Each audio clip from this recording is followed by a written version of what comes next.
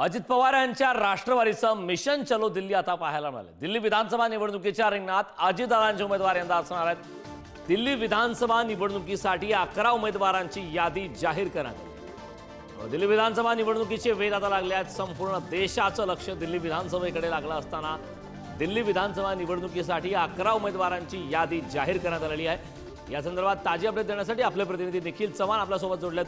निखिल, अजित पवार यांच्या राष्ट्रवादीने आता दिल्ली विधानसभा निवडणुकीच्या दृष्टीने आपले उमेदवार रिंगणात उतरवलेले आहेत। एकूण 11 उमेदवारांची यादी जाहीर केली आहे। काय या यादी संदर्भात सविस्तर माहिती?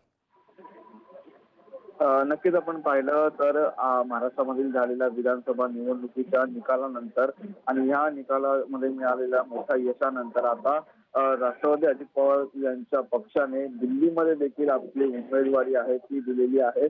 दिल्लीमध्ये फेब्रुवारी महिन्यामध्ये विधानसभा निवडणुका होऊ घातलेल्या आहेत आणि याच्यामध्ये सर्वच राष्ट्रीय पक्षांनी तयारी केलेली असताना आता राष्ट्रवादीच्या अजित पवार पक्षाने देखील 11 उमेदवारांची यादी आहे ती जाहीर केलेली आहे आणि या 11 उमेदवारांना जी उमेदवारी आहे ती दिलेली आहे। त्यामुळे येणाऱ्या फेब्रुवारीच्या निवडणुकांमध्ये राष्ट्रवादीचे 11 उमेदवार या निवडणुकीच्या रिंगणामध्ये लढताना आपल्याला पाहायला मिळतील। तसेच महाराष्ट्राबाहेर आधी देखील राष्ट्रवादीने उमेदवार आहेत ते दिलेले होते आणि आता दिल्लीमध्ये थेट ते उमेदवार देऊन त्या ठिकाणी निवडणूक लढवण्याची संपूर्ण जी तयारी आहे ते राष्ट्रवादी अजित पवार यांच्या पक्षाने केलेली आपल्याला पाहायला मिळतं। नक्कीच निखिल, या विधानसभा निवडणुकीमुळे अजित पवार यांच्या राष्ट्रवादीला नेमकं कितपत यश मिळतं हे आगामी काळात स्पष्ट होणार आहे। खूप खूप धन्यवाद या सविस्तर अशा माहितीबद्दल।